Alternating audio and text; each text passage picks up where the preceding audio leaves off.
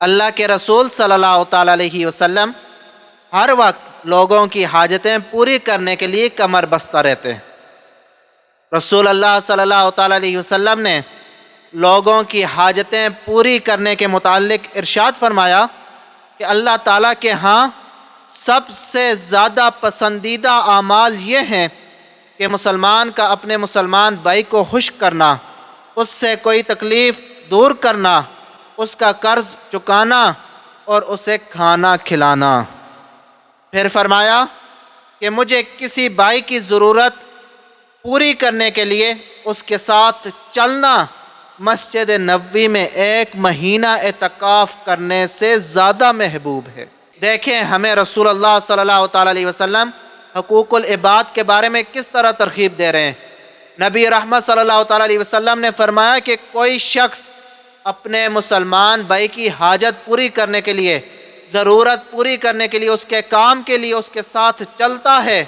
فرمایا یہ مجھے زیادہ محبوب ہے اس سے کہ کوئی شخص 1 مہینہ مسجد نبوی میں اعتکاف کے لیے بیٹھ جائے۔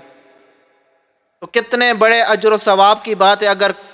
کوئی شخص اپنے مسلمان بھائی کے ساتھ چلتا ہے اس کے کام کے لیے، اس کی حاجت کے لیے۔ حضرت سیدنا علی رضی اللہ تعالی عنہ آپ بیان کرتے ہیں کہ رسول اللہ صلی اللہ تعالی علیہ وسلم تمام نوع انسانی میں سب سے زیادہ بڑھ کر سخاوت کرتے تھے، اور صحیح بخاری میں ایک دوسری حدیث میں یہ الفاظ موجود ہیں کہ نبی رحمت صلی اللہ تعالی علیہ وسلم تیز آندھی سے زیادہ تیز سخاوت کیا کرتے تھے، اپنے مال کو اللہ کی راہ میں خیرات کرتے، لوگوں کی حاجتوں کو پورا فرماتے۔ رسول اللہ صلی اللہ تعالی علیہ وسلم کے جود و سخا کا تو یہ عالم ہے کہ آپ صلی اللہ تعالی علیہ وسلم کے پاس کبھی بھی اتنا مال جمع ہی نہیں ہوا کہ جس پر زکوٰۃ فرض ہو۔ ادھر سے مال و متاع آتا اور ادھر آپ اللہ کی راہ میں خرچ کر دیتے۔ آپ صلی اللہ تعالی علیہ وسلم نے یہاں تک فرمایا کہ اگر مثل احد پہاڑ بھی مجھے سونا مل جائے تو میں سوائے قرض ادائیگی کے تمام کا تمام 3 دن سے پہلے اللہ کی راہ میں خرچ کر دوں۔ اللہ تعالیٰ نے اپنے محبوب صلی اللہ تعالی علیہ وسلم کو یہ حکم فرمایا وَأَمَّا السَّائِلَ فَلَا تَنْهَرْ، اے حبیب صلی اللہ تعالی علیہ وسلم، جب آپ کے در دولت پر کوئی سوالی آ جائے، کوئی مانگنے والا آ جائے تو اسے کبھی بھی کسی صورت میں جھڑکنا نہیں ہے بلکہ کچھ نہ کچھ اسے عطا کر دینا ہے۔ حضرت سیدنا جابر رضی اللہ تعالیٰ عنہ آپ فرماتے ہیں کہ کبھی بھی ایسا نہیں ہوا کہ رسول اللہ صلی اللہ تعالی علیہ وسلم سے کوئی چیز مانگی گئی ہو اور آپ نے جواب میں لا یعنی نہیں کہا ہو۔ نبی کریم صلی اللہ تعالی علیہ وسلم سے دنیا کے مال سے کچھ طلب کیا گیا تو کبھی یہ نہیں فرمایا کہ نہیں دوں گا، بلکہ دینا منظور ہوتا تو عطا فرما دیتے، اور اگر دینا منظور نہ ہوتا تو خاموش رہتے اور اپنا رخ انور پھیر لیتے۔ کسی نے کہا کہ حاتم طائی بہت بڑا سخی تھا، بہت مال و دولت تقسیم کرتا تھا، اس نے اپنے محل کے 7 دروازے بنائے ہوئے تھے، مانگنے والا ایک دروازے سے آتا اسے عطا کیا جاتا،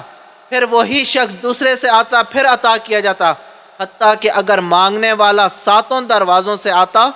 تو اسے 7 دروازوں سے عطا کیا جاتا، وہ بار بار آتا بار بار عطا کیا جاتا۔ تو کسی دانشور نے کہا کہ یہ حاتم طائی کی سخاوت نہیں بلکہ تم تو کنجوسی بیان کر رہے ہو۔ وہ شخص کہنے لگا کہ یہ کنجوسی کس طرح؟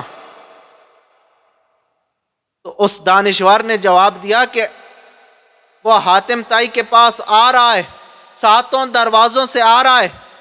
پھر بھی اس کی کمی پوری نہیں ہو رہی۔ آؤ میں تمہیں در مصطفیٰ کی بات بتاتا ہوں۔ رسول اللہ صلی اللہ تعالی علیہ وسلم کے در دولت پر اگر کوئی سوالی مانگنے کے لیے آ جائے تو حضور اسے اتنا نوازتے کہ جس کو ایک بار در دولت سے بھیک مل جاتی ساری زندگی اسے مانگنے کی ضرورت نہ پڑتی۔ اب تنگی داماں پہ نہ جا اور بھی کچھ مانگ،